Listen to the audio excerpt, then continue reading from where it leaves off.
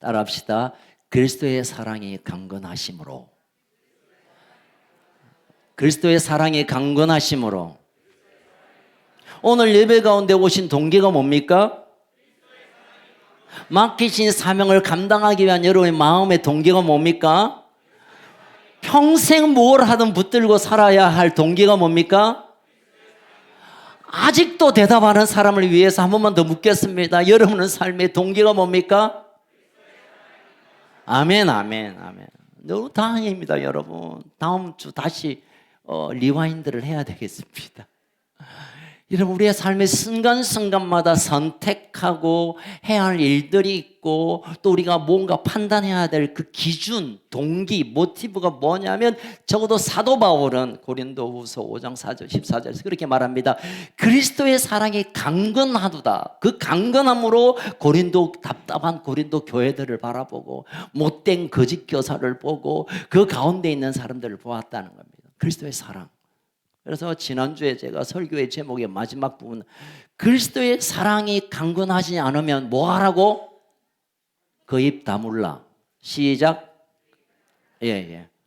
그리스도의 사랑에 강건함이 없는데 뭘 한단 말입니까? 그것은 망하게 하는 일입니다. 공동체를 망하게 하고, 가정을 망하게 하고, 사업을 망하게 하는 길은 딱 한 가지 있습니다. 그리스도의 사랑과 강건과 상관없이 내 마음대로 하는 것. 그러면 망하기 십상입니다. 아니, 너무 좋은 방법입니다. 자, 오늘 또 사실은 제가 요즘 설교 때문에 스트레스가 이마저마한 것이 아닙니다. 그래서 설교를 또 엎고 새로 설교를 어제 금요일 늦게 어제까지 했는데요. 어제 본문에 보면 고린도후서 우리가 계속 묵상하고 계시죠. 혹시 뭐 다른 교회에서 오신 분들이 너무 많이 계시네. 고린도서 11장 이제 1절부터 15절에 어제 말씀인데 묵상하다가 2절에서 제 눈과 생각과 정신이 딱 집중이 되었어요. 사도 바울은 그리스도의 사랑의 그 강건함이, 그 지배함이, 그 이쁨이 그의 삶의 동기였다면 그것을 더 확증하는 또 고백을 하고 있더라고요. 우리 고린도후서 11장 2절 한번 읽겠습니다. 시작. 내가 하나님의 열심으로 너희를 위하여 열심히. 여기까지. 사도 바울이 정말 열심의 사람입니다. 열정의 사람입니다. 목숨을 걸고 하나님 주신 사명을 달려간다는데 그 동기가 뭐냐니까, 내가 열심히 있는 사람이어서, 내가 뭘 열정적인 사람, 내가 뭐 다혈질이어서, 내가 좀 남들보다 좀 앞장서려고 하는 마음, 그게 아니라 하나님의 열심이 사도 바울의 마음을 흔들어서 열심으로 달려갈 수밖에 없다라고 스스로 고백하고 있습니다. 오늘은 하나님의 열심에 관한 말씀을 좀 나눌까 합니다. 자, 하나님의 열심이란 뜻이 뭡니까? 열심. 안전 집사님, 열심이 뭐예요? 뜨거운 마음. 나도 안다. 9심에서 1심 더하면 열심이에요. 요까지. 열심이라는 것은 막 열심히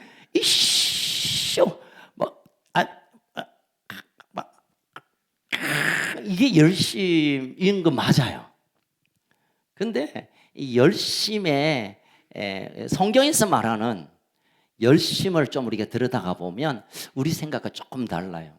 열심이란 말에 히브리어, 사실은 구약적 이 열심이란 단어가 구약에서 쓰여지는 몇 사건을 보고 사도 바울이 채용해서 가져와서 그 구약에 하나님의 열심이 내 안에 있어서 그 열심으로 너를 열심으로 섬긴다, 달려간다 이렇게 말했거든요. 그래서 히브리어 구약에서의 열심이란 말의 뜻을 좀 아는 것이 필요해요. 열심히 한번 따라합시다. 우리 교회 수준을 좀, 우리 또 일리아 선교사님 또 왔길래 우리 큰 숲의 수준을 좀 말씀드립니다. 한번 따라합시다. 시작. 하가 중요해요. 하가 중요해요. 여러분, 중동 가면 사람들이 막 어디 뭐 식사를 잘못했나 할 때마다 이렇게 해요. 한번 10대 한번 다음에 오시죠. 라는 말은 열심이란 말은 맞긴 맞는데 이것은 긍휼이란 단어와 좀 가까이 와 있습니다. 그를 향한 긍휼의 마음을 어찌할 수 없어서 그 앞에서 서 있는 것, 이걸 긴아합니다. 여러분, 이걸 이제 히브리어에서 신약에 와서는 헬라어로 오면서 한번 따라 헬라어 또 헬라어까지도 여러분 능통하시죠. 젤로스, 젤로스, 예, 젤로스만 시기한다. 젤러시, 영어의 젤러시의 원어입니다. 시기한다, 이게 열심히의 단어를 그렇게 해석을 통역을 했더라고요.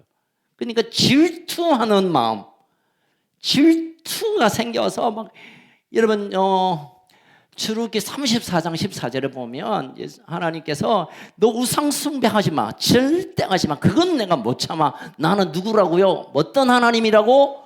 질투하는 하나님. 여러분 질투하면 좀 부정적인 느낌 있잖아. 뭐 그까지 질투하노? 사나이가 막 봐주지 뭐. 뭐 열린 마음으로 받아들이지 뭐 그까지 질투하노? 예, 부정적인 의미로 많이 전달되지만 성경에서 하나님의 속성, 하나님의 성품을 말할 때 질투하는 하나님. 이 질투하는 하나님이 신약에 와서 열심이라는 단어가 같이 사용하고 있다는 거예요. 자, 질투는 뭐예요? 질투가 뭡니까? 우리 질투가 뭐예요? 질투 얘기하려면 미소 얘기를 해야 되잖아. 미소가 웃음이란 총각하고 막 다니는 거야. 미소. 그러면 이 지수가 야, 미소도 이게 질투 맞아요, 여러분. 그렇죠? 미소는 지수하고 있어야 되는데 웃음이란 친구랑 도롱댕기면 안 되지. 그러니까 나의 사랑에 우리 경상도 말로 말하면 기스를 가게 하는 내 사랑을 이렇게 기스나게 하는 그 일을 참아내지 못할 정도로 사랑이 바로 질투예요. 아멘. 그러니 질투한다라는 것은 내가 너를 사랑하고 너 나만 사랑해, 이 사랑의 관계를 깨뜨리는 그 어떤 것도 용납할 수 없어라는 하나님의 마음을 질투하는 하나님으로 표현했고, 하나님의 열심이라는 것은 내가 열심히 뭘 한다 이 개념보다는 내가 너무너무 사랑하기에 이걸 내가 놓칠 수 없고 포기할 수 없고 그냥 둘 수 없는 그 끓어오르는 마음으로 붙들고 애를 쓴 이게 질투, 열심, 젤로스의 본래의 의미입니다. 별로 감동의 여러분 없으시네요. 그래서 이 구약에서의 열심이란 킨크라란 이 말은 하나님과 하나님의 사람들의 관계 안에서 깨어진 관계, 삐뚤어진 관계, 서로 오해하는 관계, 우상을 섬기는 백성과 그를 기다리는 하나님의 관계를 회복하는, 이제는 서로 사랑으로 다가오게 하는 그 모든 행위를 하나님은 하나님의 열심이란 말로 표현하고 기록했다는 것입니다. 여러분, 아브라함을 불러 그의 나라를 하나님께서 세우시겠다는 이 계획은 하나님의 열심으로 세워진 것입니다. 아멘. 모세를 통하여 그 백성을 끌어내어 엑소더스 대탈출해서 하나님께서 적과 꾸려는 가나안 땅으로 이끌고 싶어하는 그 열심이 있어서 그 질투가 있어서 모세를 통하여 그 백성을 오게 한 겁니다. 아멘.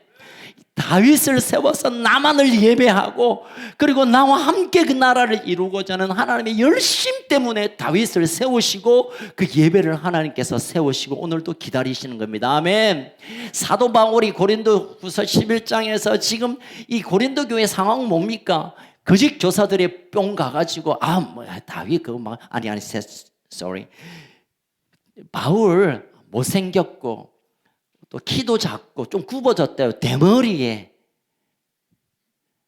또 말도 어눌하고, 물론 복음은 기가 막히게 전한다 하지만 우리가 딱 볼 때 별로 시원치 않아. 그런데 거짓 교사들이 와가지고 아주 스마트하고 막 썰 막 풀고 막 매너 있고 하니까 그게 뿅 가가지고 사도 바울을 인정하지 않고 사도 바울이 전한 복음조차도 사도권조차도 이제는 거부해버리는 그 고린도 교회를 향하여 바울이 내가 너희들을 버리고 싶고 그래 이놈 자식들 한번 해봐라 하고 내버려 두고 싶지만 그런 하나님의 그 열심이 내게 부어졌기에 그 질투하도록 너희를 사랑하는 마음 때문에 내가 너희들을 간다라고 2절에서 기록하고 있다는 것입니다. 그러니 사도 바울의 삶에 또 사역에, 또 쓰는 편지에, 만나는 사람과의 대화의 모든 동기가 뭐냐면 그가 사랑해서가 아니라, 그가 열정이 있는 사람 때문이 아니라 하나님의 열심이 사도 바울에 부어졌기에 그 열심이 흘러감으로 고린도 교회를 향하여 나아가고 있다는 것입니다. 여러분, 그리스도의 사랑의 강건함과 함께 사도 바울의 인생을 지탱했던 것은 하나님의 열심이 그에게 부어졌다는 것입니다. 아멘. 여러분, 올해가 이제 얼마 안 남았지만 이 남은 시간을 그리스도의 강건함에 우리가 충만함으로 기다릴 뿐만 아니라 하나님의 열심이 부어지는 그런 시간들로 인하여 우리가 하나님의 기뻐하는 뜻을 선택하며 그 길을 다시 일어나는 귀한 기회가 되기를 주의 이름으로 축원합니다. 할렐루야, 할렐루야. 그럼 여호와 열심에 대한 얘기를 좀 나누기 위해서 구약에서는 하나님의 열심과 관련되어서 어떤 얘기가 있었는가를 우리가 좀 가져와서 바울의 마음을 다시 한번 들여다보겠습니다. 이사야 9장 1절에서 7절 말씀입니다. 우리 같이 쭉 읽어볼까요? 이사야 9장. 자, 제가 일로 가야 있겠네. 시작. 전에 고통받던 자들에게는 흑암이 없으리로다. 옛적에는 여호와께서 스불론 땅과 납달리 땅에 멸시를 당하게 하셨더니 후에는 해변길과 요단 저쪽 이방의 갈릴리를 영화롭게 하셨느니라. 흑암에 행하던 백성이 큰 빛을 보고 사망의 그늘진 땅에 거주하던 자에게 빛이 비치도다. 주께서 이 나라를 창성하게 하시며 그 즐거움을 더하게 하셨으므로 추수하는 즐거움과 탈취물을 나눌 때의 즐거움 같이 그들이 주 앞에서 즐거워하오니 이는 그들이 무겁게 맨 멍에와 그들의 악계의 채찍과 그 압제자의 막대기를 주께서 꺾으시되 미디안의 날과 같이 하셨음이니이다. 어지러이 싸우는 군인들의 신과 피 묻은 겉옷이 불에 섭같이 살라지리니 이는 한 아기가 우리에게 낳고 한 아들을 우리에게 주신 바 되었는데 그의 어깨는 정사를 메었고 그의 이름은 기묘자라 모사라 전능하신 하나님이라 영존하시는 아버지라 평강의 왕이라 할 것입니다. 그 정사와 평강의 더함이 무궁하며 또 다윗의 왕자와 그의 나라를 군림하여 그 나라를 굳게 세우고 지금 이후로 영원히 정의와 공의를 그것을 보존할 것이다. 시작. 만군의 여호와의 열심히 이루리라. 아멘. 이사야는 이스라엘 백성의 한심스러운 그 노예와 그 노예 근성 속에 살아가는 그들을 바라보며 하나님이 너희를 통하여 하신 열심으로 너희를 포기하지 않고 너희를 그냥 내버려 두지 않고 하시고자 하는 하나님의 마음이 있다. 하나님의 계획이 있다. 하나님이 너를 향하여 보여주고 싶어하는 마음이 있는데 그 하나님의 열심인데 그게 뭐냐면 1절에서 6절의 내용이에요. 자, 여기를 조금 이제 우리가 대개 이제 6절, 7절을 성탄 시즌에 예수님의 아기 오심을 미리 700년 전에 예언한 말씀이다 라고 너무 우리가 그걸 쉽게 차용해서 쓰긴 하는데 이사야 시대로 들어가서 1차원적으로 이 시대에 하나님이 주신 말씀이 어떤 뜻이며 그게 물론 메시아로 오신 예수님에 대한 예언이긴 하지만 그 시대는 왜 이 말씀이 주어졌고 그 말씀이 예수님을 통하여 성취함과 그게 오늘 우리에게는 어떤 마음을 하나님께 주시는가를 좀 나누는 게 필요할 것 같습니다. 여러분, 동기가 참 필요합니다. 이런 동기. 일단 제가 얼마 전에 이제 책을 보다가 재밌는 얘기가 있어서 얘기를 할까요 말까요? 정우가 잘 들어라. 텍사스에 부호가 있었어요. 이 사람이 하나의 딸이 있는데 이제 이게 뭐죠? 사위를 얻고 싶어서 텍사스식 파티를 했답니다. 그래서 동네 젊은이들 다 모아놓고 그들에게 이제 타이틀을 걸었어요. 큰 수영장에 이 악어 그리고 뱀 아나콘다 아십니까 여러분? 하여튼 그런 무시무시한 걸 깔아놓고 청년들을 보고 저기까지 그 수영장을 완주해서 1등 하는 사람에게 셋 중에 하나를 선택할 수 있는 기회를 주겠다. 첫 번째는 뭐냐면 내가 100만 에이크의 땅을 주겠다. 100만 평의 아직. 100만 평의 땅은 몇 평입니까? 100만 평입니다, 여러분. 어마어마한 게 커서 여러분 생각도 안 나군요. 100만 평의 땅은 몇 평이라고? 100만 평의 땅. 그 다음 두 번째는 유전을 가지고 있었어요. 이분이 유전을 하나 내가 주겠다. 용맹스러운 청년에게. 마지막 세 번째는 내 딸을 주겠다. 그래서 이제 경기가 시작하기 전에 먼저 막 청년들이 막 갔어요. 가다가 악어한테 물려가 하고 막 아나콘다 배 안에 들어가 꾸물꾸물 하기도 하고. 그런데 유독 초스피드로 달리는 한 청년이 있었어요. 그래가지고 딱 수영장에서 나왔어요. 그러니까 이 아버지, 딸의 아버지가 너무 기뻐가지고 뛰어가서 야, 셋 중에 야, 100만 평이냐? 아니에요. 야, 역시 야, 뭐가 좀 아는구나. 야, 너 유전 하나 줄까? 아니요. 맞네. 너 딸 원하구나. 아니요. 그럼 뭘 원해서? 제가 꼭 하고 싶은 거는 어떤 놈이 나를 뒤에서 밀었는가? 이 놈을 찾고 싶습니다. 아직 전기불이 안 오신 분이 몇 분 계시죠? 어떤 놈이 나를 밀어서 이 놈 때려잡지 하려고 내가 막 쭉 찾아왔다는 거야. 별로 감동이 없는데 저는 보고 막 한 10분 웃었는데,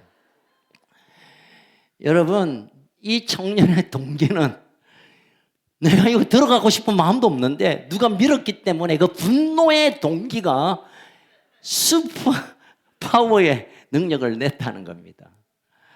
웃자고 한 말입니다. 웃어도 됩니다.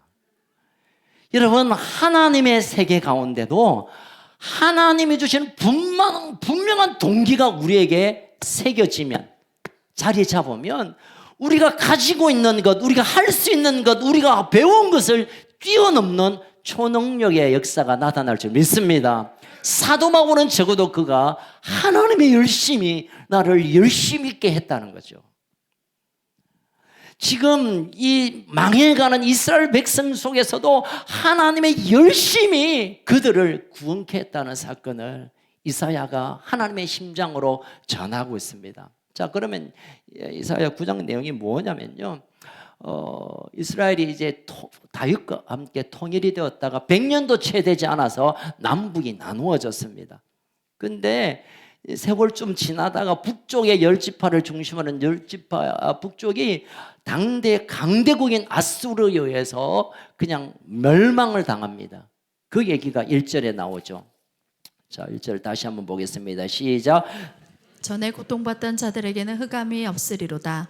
옛적에는 여호와께서 스불론 땅과 납달리 땅에 멸시를 당하게 하셨더니. 여기까지. 스불론과 납달리 지파의 땅의 북쪽에 이스라엘의 땅입니다. 이제 북이스라엘이 망해버렸습니다. 그러고 나서 그 남아있는 북쪽에 있는 유대인들이, 하나님의 사람들이, 이스라엘이 어쩔까 몰라서 원수지간이었던 남쪽 유다로 이렇게 넘어옵니다. 그들을 사랑으로 받았습니다. 그들을 환영했습니다. 그리고 나서 2절 시작. 흑암에 행하던 백성이 큰 빛을 보고 사망의 그늘진 땅에 거주하던 자에게 빛이 비치도다. 빛이 비침으로 그들도 살 길을 열고, 또 남유다도 하나님께서 빛으로 그 백성을 온전케 하시겠답니다. 3절까지 시작. 주께서 이 나라를 창성하게 하시며 그 즐거움을 더하게 하셨으므로 추수하는 즐거움과 탈취물을 나눌 때의 즐거움 같이 그들이 주 앞에서 즐거워하며 가족을 사랑하고 민족을 사랑하고 형제를 사랑함으로 그들을 받아들였던 남유다를 향해 하나님 축복합니다. 창성케 할 거다. 이 나라가 창성하게 될 거다. 즐거움과 기쁨과 행복이, 우리가 알고 있는 그 행복이 흘러 넘치는 나라가 될 것이다 라는 예언을 하게 됩니다. 그런데 여러분, 여기에서 이 예언은 야, 잘 될 거다. 아, 형제들을 받아주었으니 또 너희들이 하나 되었으니 잘 될 거다 라고 얘기가 끝나지 않고 진짜 배기는 그 다음에 예언이 이어집니다. 자, 5절 시작. 어지러이 싸우는 군인들의 신과 피 묻은 겉옷이 불에 섭같이 살라지리니. 더 이상 전쟁의 그 피비린내 나는 것을 없애버리고 온전한 평강에 올 것이다 라고 말합니다. 자, 결국은 6절 7절을 말하기 위하여 이 역사를 잠깐 소개했습니다. 6절 7절 시작. 이는 한 아기가 우리에게 낳고 한 아들을 우리에게 주신 바 되었는데 그의 어깨는 정사를 메었고 그의 이름은 기묘자라 모사라 전능하신 하나님이라 영존하시는 아버지라 평강의 왕이라 할 것임이라. 아멘. 여기까지. 한 아기하고 한 아들을 우리가 성경에 보는데, 이거는 뭐 아기 하나 있고 아들 하나 있다는 것은 아니라 유대적인 문학적인 하나의 어떤 기술 방법으로 같은 단어를 잘 사용하지 않습니다. 결국은 한 아이, 한 아들, 한 사람을 통해서 이제는 하나님의 왕국, 하나님께서 원하시는 나라를 세우겠다라는 예언이 오늘 본문의 핵심입니다.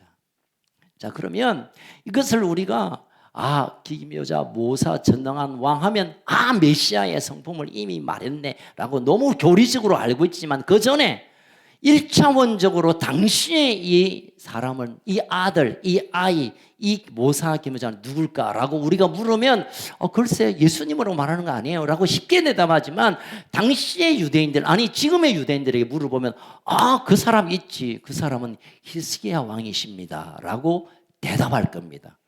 왜냐하면 그 시대에 일어났던 일이기 때문에. 아니 그분이 무슨 한 아이가 중요하고 뭐 기묘자, 모사, 전능한 왕, 그건 예수님이신데, 메시아신데, 메시아 맞아요. 그렇지만 그때 1차원적으로 유대인들은 왕을 향해 그렇게 불렀습니다. 이해하기 힘들겠지만 시편 1편에 보면 내가 아들 낳았노니, 무슨 노래죠? 뭐죠? 어쨌든 너는 내 아들이라 오늘 내가 널 낳았도다. 그건 하나님께서 아들 되신 예수님을 이 땅에 보내셨다라고 우리가 해석되어서 이해하지만, 그때 언제 불렀냐면 왕이 등극할 때, 왕이 올라갈 때 이 노래를 불렀습니다. 그러니 지금 여기서 말하는 왕, 한 아들 또는 빛, 이거는 그냥 1차원적으로 말하면, 당시의 역사적인 상황으로 말하면 히스기야 왕이 와서 이 전쟁을 끝내고 진짜 하나님이 기뻐하는 실제적인 이스라엘 나라를 강성케 하겠다라고 그 당시 이 책을 봤던 사람은 그렇게 받아들였다는 거예요. 여러분, 메시아라고 하면 우리가 어떤 생각을 합니다. 메시아는 히브리어인데 헬라어로 바꾸면 무슨 말이죠? 그리스도란 말이에요. 구약의 메시아를 번역해서 헬라어로 쓰면 그리스도고, 그리스도는 세 직분이 있죠. 뭐죠? 시작, 왕, 선지자, 제사장. 그런데 대개의 경우에 구약에 있어서의 이스라엘 백성의 생각 속에 메시아 하면 왕권을 가지고 있는 자라는 뜻입니다. 그렇게 히스기야 왕이 일어나서 이제는 이 모든 백성의 문제를 해결하고 아수르를 해결하고, 당시에 아수르가 18만 5천 명의 대군을 데리고 왔는데, 히스기야 왕의 당시에 전쟁에 이겼다면 왕이 이겼다는 뜻이고, 물론 신의 전쟁이기도 하지만 왕의 전쟁입니다. 왕이 이 나라를 다스리고, 왕이 기묘자고 모사고 전능한 영광을 가진 자, 그들은 받아들였습니다. 그러면 왜 하나님께서 히스기야를 이렇게 초점을 맞추어서 그가 강성하는 하나님의 나라를 다시 세울 거라고 말씀했을까요? 무슨 뜻이 있을까요? 조금 있다가. 자, 그러면 여러분, 한 세 분이 지금 깊은 임재에 빠져서, 이건 너무 중요한 말씀이어서 나중에 해야 되겠다 생각이 듭니다. 자, 그럼 이제 깊은 단계로 좀 우리가 들어가면, 이런 전쟁 가운데 하나님의 열심으로 이 일을 이루리라 라고 했는데, 하나님의 열심이 그냐면, 그럼 이 역사 가운데 도대체 무엇을 드러내기 위하여 아수르를 등장시키고 히스기야라는 왕을 등장시키고 이 말을 이사야가 예언하게 했느냐? 이것이 우리의 더 깊은 관심이어야 되겠습니다. 자, 하나님께서 하나님의 열심으로 하나님의 역사를, 하나님의 하신 일을 행할 때 중요한 원칙이 하나 있습니다. 따라할까요? 하나님은 사람을 통하여 일하신다. 하나님 대리인을 세워서 하나님의 설계한, 하나님의 계획한 하나님의 열심들을 드러내게 하시고, 그리고 하나님의 뜻대로 이 세상을 운행하십니다. 아브라함과 이삭과 야곱을 통하여, 그 족장들을 통하여 하나님의 백성들을 얼마나 사랑하시고 그들을 향한 계획들을 대리하셔서 보여주셨습니다. 모세와 여호수아를 통하여 또 사사들을 통하여 하나님께서 어떠한 열심 가운데 그들을 이끄신가를 그 사람들을 세워서 말씀하셨습니다. 다윗과 수많은 왕들을 하나님께서 세워서 그 왕들을 통해 하나님의 열심을 이 땅 가운데 어떻게 풀어내고 성취하는 것을 보여주셨습니다. 그러기에 그 왕은 바로 메시아를 말하는 거예요. 사실은 우리가 메시아면 그리스도, 그리스도면 예수님 이렇게 너무 기계적으로 이해하지만 구약의 메시아는 왕들입니다. 왕들이에요. 그러나 태어났다가 망하면 사라지는 메시아가 아니라 이제는 영원한 왕, 영원한 더 이상 그 통치권을 막아낼 수 없고 그 누구도 그 통치를 받아들이지 못할 수 없는 영원한 왕으로 하나님께서 이제 오늘 본문에서 6절과 7절에서 그 왕을 소개하고 계신다는 것입니다. 그 왕이 누구냐고요? 6절 7절 다시 읽겠습니다. 시작. 한 아기가 우리에게 낳고 한 아들을 우리에게 주신 바 되었는데 그의 어깨는 정사를 메었고 그의 이름은 기묘자라 모사라 전능한 하나님이라 영존하시는 아버지라 평강의 왕이라 할 7절까지 시작. 그 정사와 평강의 다음이 무궁하며 또 다윗의 왕자와 그의 나라에 군림하여 그 나라를 굳게 세우고 지금 이후로 영원한 정의와 공의로 그것을 보존하실 것이다. 만군의 여호와의 열심히 이것을 이룰 것이다. 아멘. 결국 예수 그리스도를 이 땅에 보내심으로 그가 이제는 제사장 또 선지자의 사역도 하지만 그러나 메시아의 주사역인 왕권을 가지고 이 땅을 다스리는 온전한 하나님의 나라의 그 왕으로 오실 것에 대한 마음을, 하나님의 마음을 이 이스라엘의 역사 가운데 우리에게 전하고 있다는 것입니다. 여기서 우리가 주목해야 될 것은 메시아, 기름 부음 받은 왕에 의해서 하나님의 열심을 이루어 가신다는 것입니다. 아멘. 오늘 좀 설교가 좀 어렵죠? 제가 어렵게 설명해서 그래요. 쉬운 건데.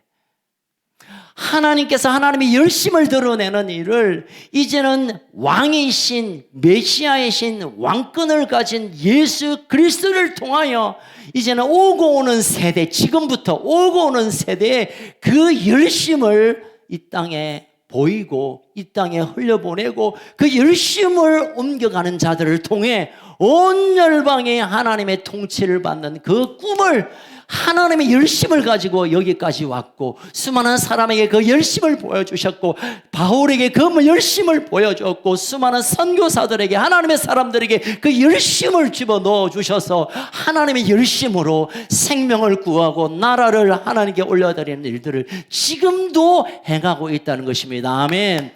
이 하나님의 열심의 가장 중심은 나사렛에서 태어나신 볼품없어 보이는 기대되지 않는 어떤 청년 예수 그리스도를 통하여 이 일을 행하신다는 것입니다. 아멘. 이것이 복음이고 이게 하나님의 나라의 계획이며 지금도 유효하고 지금도 그 일을 하나님의 열심으로 우리 가운데 흘러가고 있는 것입니다. 아멘. 예수 그리스도 그분이 메시아의 왕이시고 하나님의 열심의 완성이고 더 이상 하나님이 더 이상 세울 메시아가 없는 왕이 없는 온전한 왕, 분명한 왕, 더 이상 왕이 필요 없는, 더 이상 메시아가 필요 없는 나사렛 예수 그리스도에게 집중하게 하게 하는 말씀이 오늘 본문이 우리에게 주시는 하나님의 계획인 것입니다. 자, 그렇다면 여러분, 그래서 예수님의 탄생에 대한 마태복음에는 예수님을 이렇게 소개하기 위하여 족보가 나오는데 그 족보들이 그 왕의 족보입니다. 어떤 왕의 후예로 오신 다윗의 왕으로 오신 예수, 왜? 왕권을 가진 메시아의 마지막의 예수이기 때문에. 누가복음에서는 이사야 61장에 앞으로 메시아 왕권을 가진 메시아가 어떤 일을 할 건데 그 일을 실제로 행할 분이 오셨다고 소개하는 걸로 나타납니다. 우리 이사야 61장 1절 한번 읽겠습니다. 시작. 주 여호와의 영이 내게 내리셨으니 이는 여호와께서 내게 기름을 부으사 가난한 자에게 아름다운 소식을 전하게 하려 하심이라. 나를 보내사 마음이 상한 자를 고치며 포로된 자에게 자유를 가진 자에게 노임을 여러분, 이런 선포하며. 일들을 하는 사람은 아무나 할 수 있는 게 아닙니다. 왕권을 가진 사람이 포로를 자유케 하고 갇힌 자를 놓게 해주지, 똑똑한 사람, 돈 많은 사람이 일을 할 수 없습니다. 그러니 61장에 이사야 61장에서 소개되고 있는 메시아는 왕권을 가지고 오신 마지막 하나님의 열심의 결정인 왕이신, 만군의 왕이신 예수님을 우리에게 알려주고 있습니다. 누가는 그렇게 설명했습니다. 더 추가해서 누가복음 4장 18절을 같이 읽겠습니다. 시작. 주의 성령이 내게 임하셨으니 이는 가난한 자에게 복음을 전하게 하시려고 내게 기름을 부으시고 나를 보내사 포로된 자에게 자유를, 눈먼 자에게 다시 보게 함을 전파하며 눌린 자를 자유롭게 여러분, 하고. 길게 읽지 마세요. 따라합시다. 정과 동. 정과 동입니다. 이사야 61장 1절에서 메시아가 와서 해야 할 일을 누가복음 4장 18절에서 정과 동하고 우리에게 보여주시는 겁니다. 예수님이 바로 그분이었다. 그분이 예수님이었고, 이제는 우리의 눈으로 육신으로 나타난 예수님이 여기 오신 그분이 바로 이분 메시아, 만왕의 왕이라는 것을 드러내고 있다는 것입니다. 자, 이 정도로 정리하고, 그러면 사도 바울이 하나님의 열심으로 고린도 교회를 향하여 열심으로 나아갔고, 이사야가 말하고 있는 이런 하나님의 이 인류를 향한 구원의 계획이 하나님의 열심으로 지어졌다고 말하는데, 이 사건을 통하여 우리가 받을 교훈을 좀 정리해 볼까 합니다. 첫 번째로, 우리가 받은 이 구원의 역사가, 우리가 경험하고 있고 우리가 취하고 있는 이 구원의 역사가 얼마나 위대한가를 우리가 알아야 될 줄로 압니다. 여러분, 우리의 구원은 과거에, 또 내가 뭐 그냥 회개할 때, 또는 뭐 우리 앞선 세대에서, 아니면 한 100년 전에가 아니라 이 세상을 창조하실 태초부터 우리를 구원하시기 위한 하나님의 열심의 계획이 계속 되어 오다가 내가 예수를 알고 주님 앞에 영접함으로 손들고 나오는 그 순간 이루어지는 사건임을 믿으시길 주의 이름으로 축원합니다. 아무 계획이 없었는데 내가 예수 믿습니다, 예수님 나의 구주 되십니다 라고 하면 구원의 일을 시작하는 게 아니라, 구약에서 그 수많은 시간과 수많은 사건들과 수많은 사람을 통하여 하나님의 열심을 보였던 그 열심이 내게 와 내가 구원의 반열에 들어가게 된 것입니다. 아멘. 이게 하나님의 열심입니다. 여러분, 아이를 이 땅에 이제 우리가 탄생시키기 위하여 엄마가 적어도 9달 내지 10달을 수고합니다. 음식 못 먹는 걸 뭐라 그러죠? 입덧, 코덧, 기덧 막 괴로워가면서 그래도 그래 아이를 품습니다. 한 생명을 얻기 위해 엄마와 함께 있는 남편도 엄청 고생합니다. 여러분, 너그만 고생하는 거 아니다. 엄마들이요, 아빠들도 엄청 실이 힘들다. 어쨌든 애써 수고해서 그 생명을 얻는데,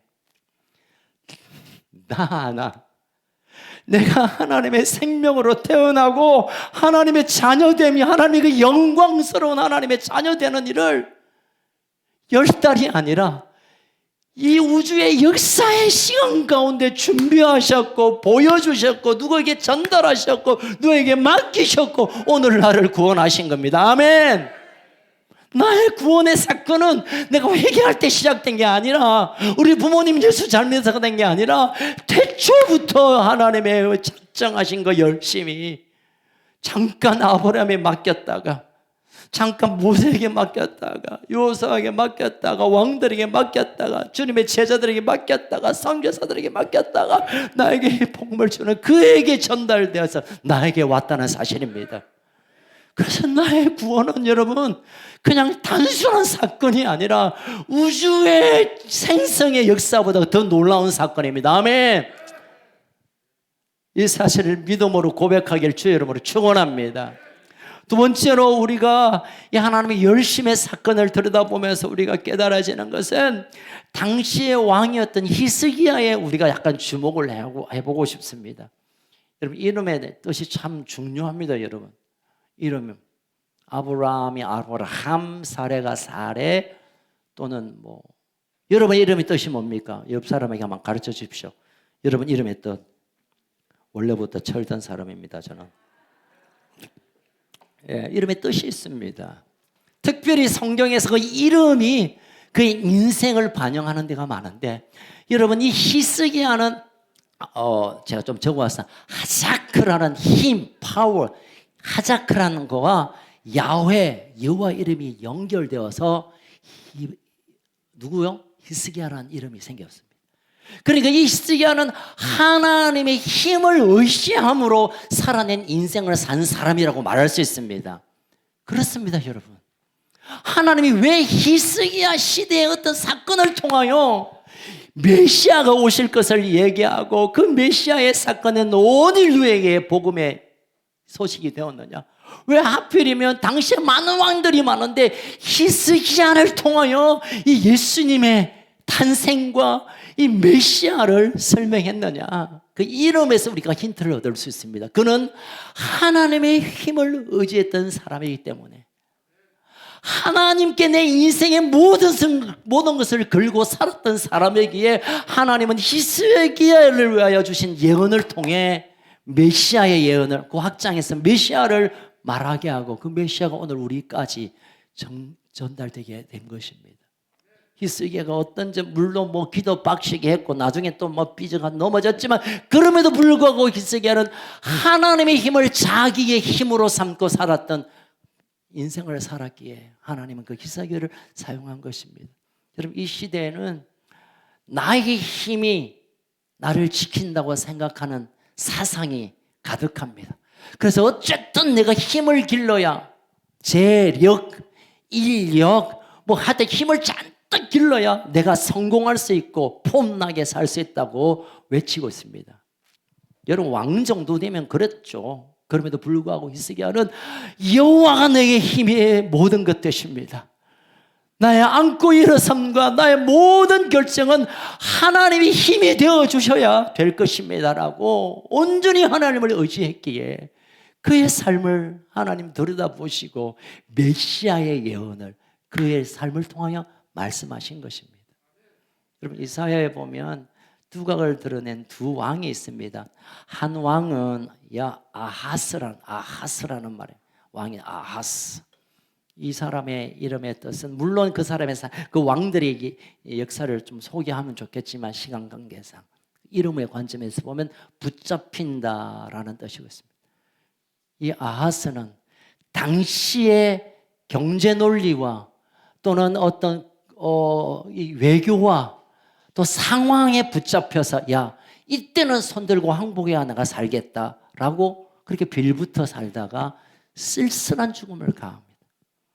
그러나 히스기야는 아무리 아수르가 강하고 아무리 지금 이미 북쪽을 잡아먹었고 그 북쪽을 정복한 아수르가 남쪽으로 내려오겠지만 내가 적당히 엎드려 절하면 나도 봐주겠지가 아니라, 하나님이 우리의 힘 되시는 이 거룩한 자존심으로 그들과 함께 싸우기로 결정했습니다. 그리고 18만 5천 명이라는 엄청난 대군을 하나님께서 힘으로 이기게 하셨습니다. 아멘.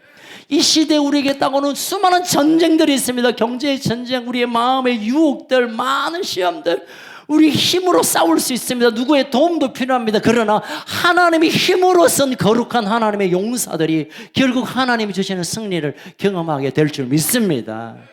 이 시대의 히스기야들이 되기를 주의 이름으로 축원합니다.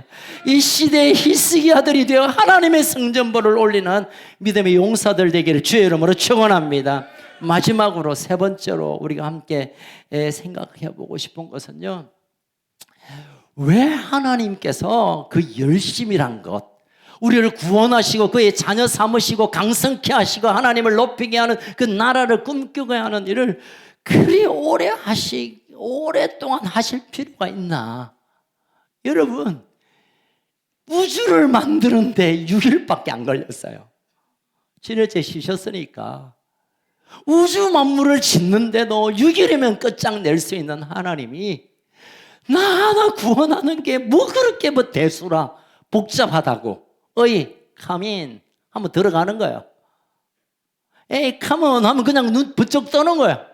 그런데 왜 그토록 긴 세월을 하나님의 열심을 가지고 이 사람에게 맡겼다가, 이 선지자에게 맡겼다가, 이 왕들에게 맡겼다가, 이 사역자에게 맡겼다가, 그리고 우리에게 전달하나요? 왜일까요? 하나님께서 우리에게 주신 이 열심으로 주어지는 구원과 예수 그리스도를 우리에게 전달하는 것이 어쩌면 여러분 우주 만물을 짓는 것보다 더 존귀한 것입니다. 여러분, 우리가 구원을 받는 것이, 하나님을 감히 아버지로 부르는 것이 그냥 될 수도 있어요. 여러분, 그렇게 하라면 따라하면 돼요.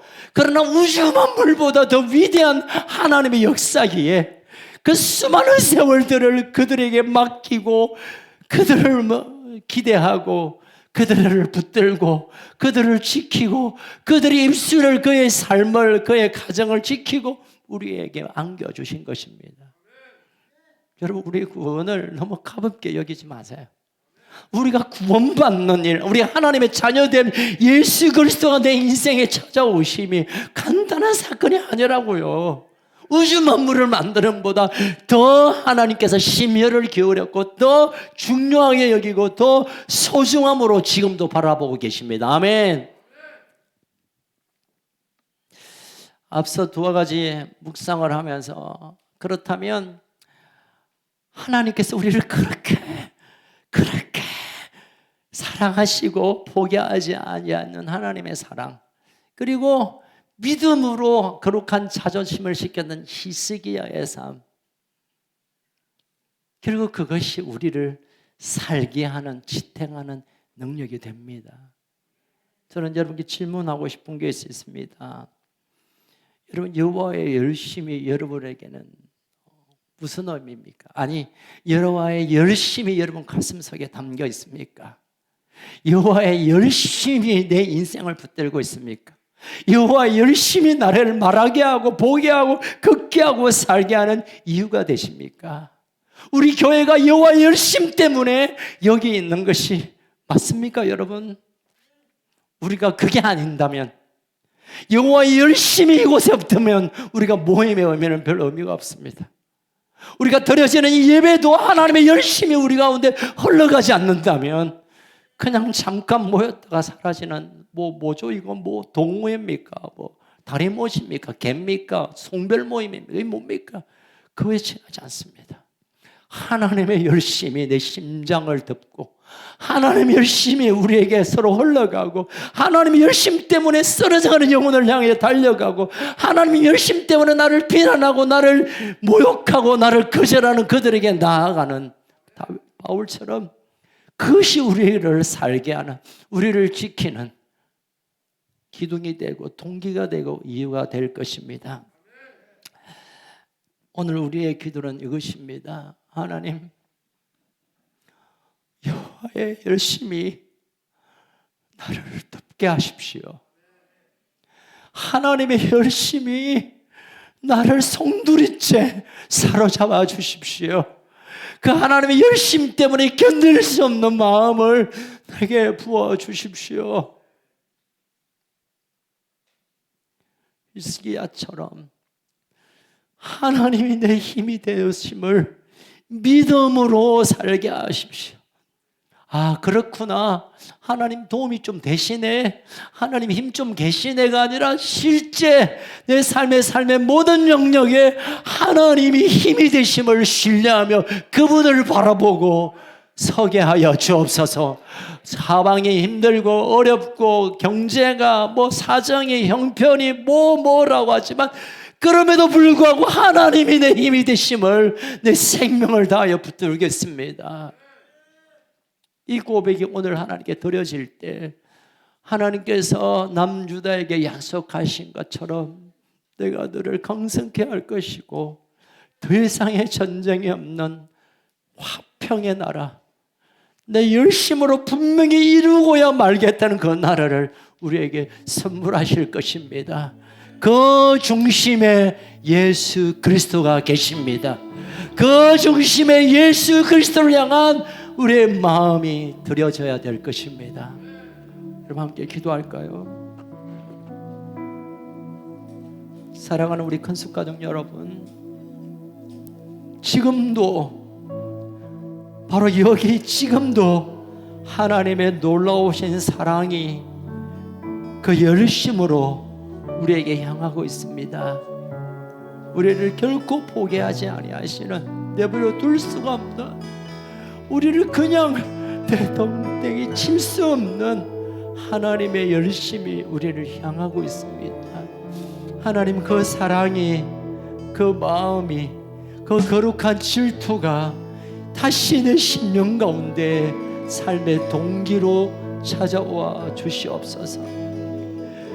하나님의 열심이 내용인 예수 그리스도가 내 속에 다시 살아나게 하여 주옵소서.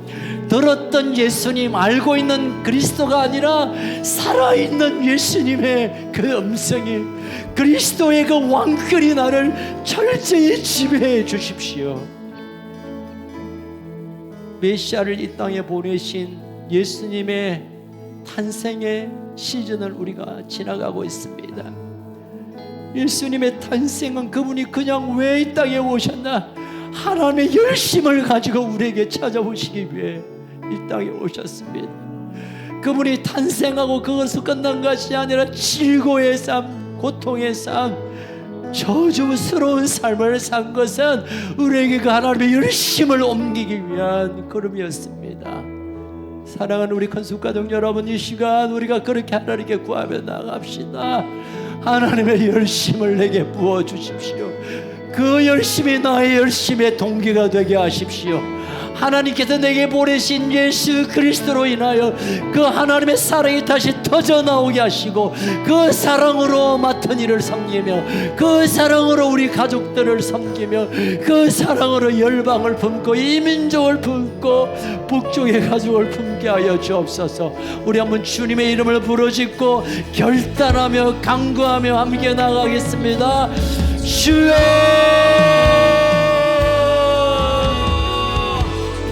이 하나님의 그 놀라우신 열심, 하나님의 그 열심 속에 있는 포기하지 않는 사랑, 그 인물이 풍성하신 그 놀라운 사랑, 하나님 다시 한번 내 심장을 때우게 하십시오. 내 심장을 하나님의 열심으로 채워지게 하옵소서. 나의 의지와 나의 결단과 내 열심이 아니라 하나님의 열심이 내 속에 불뜻 일어나게 하십시오.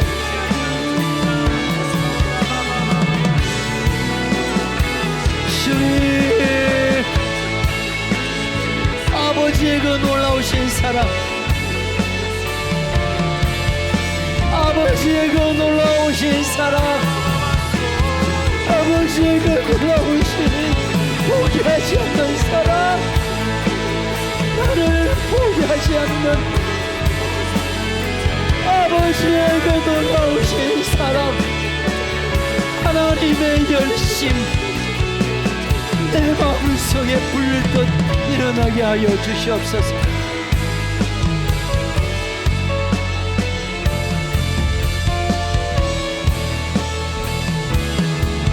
예, 아버지, 하나님의 숨결이여, 아버지, 소멸하는 불이시여,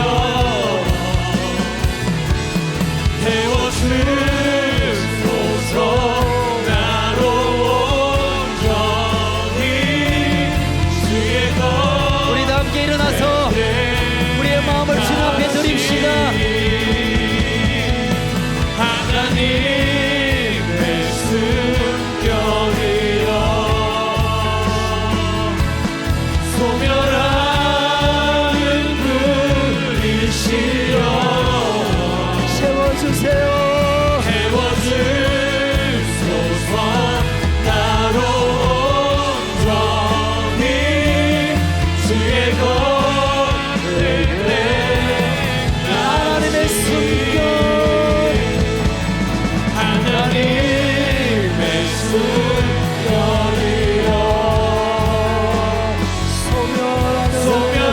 소멸하는 불이시여 나를 세워주십시오.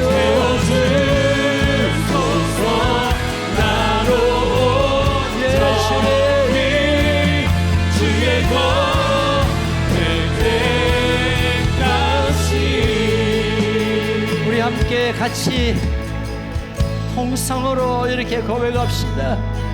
하나님의 열심을 내게 부으소서. 하나님의 열심을 내게 부으소서.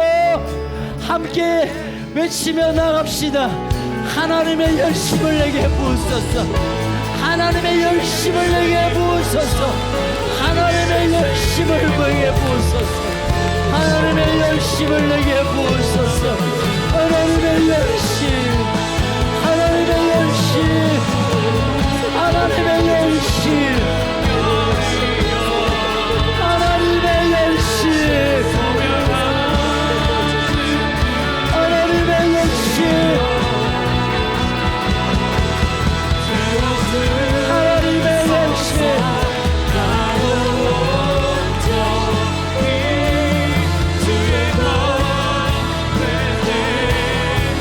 하나님의 열심을 부어주소서. 하나님의 열심을 부어주소서. 예, 아버지. 하나님의 열심이 우리의 심령을 사로잡아 주십시오.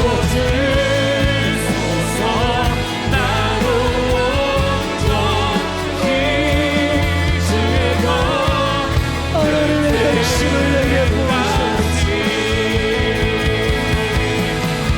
하나님의 열심을 내게 아버지 실어버린 날 심장에 하나님의 불이 임하게 하십시오. 하나님의 열심히 나를 새롭게 하십시오.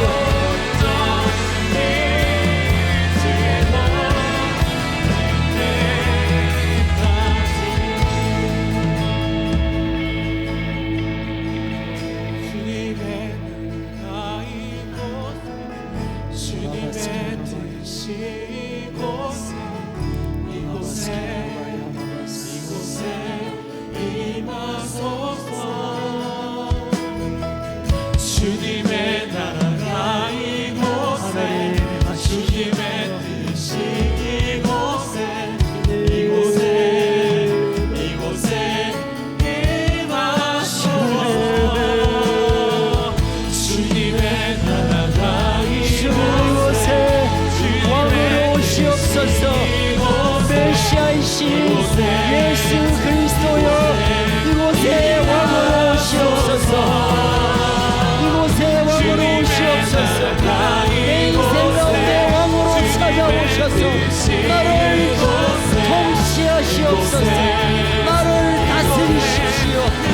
우리 교회를 다스리시고 이 민족을 다스리시고 이 열방을 다스리십시오.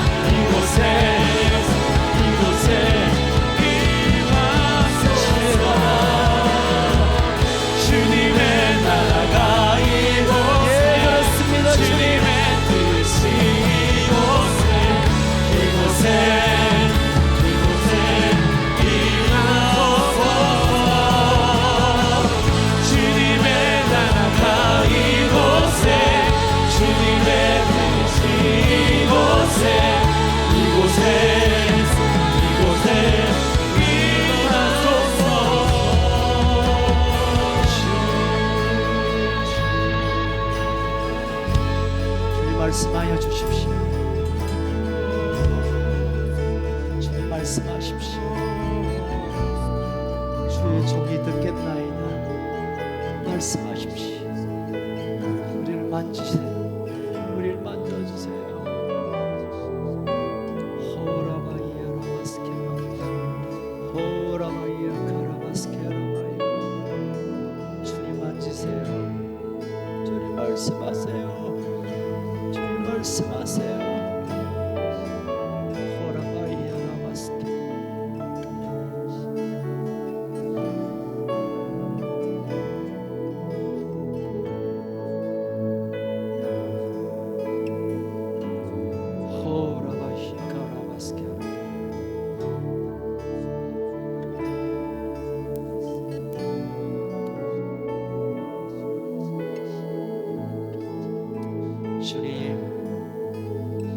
우리의 주인 되셔서 감사합니다. 아버지, 우리의 아버지가 되어주셔서 감사해요. 이제 이 한 주간 남은 이 한 해를 하나님의 열심으로, 하나님의 사랑으로, 아버지의 마음으로 살아내며 섬기며 그렇게 살아가게 하십시오.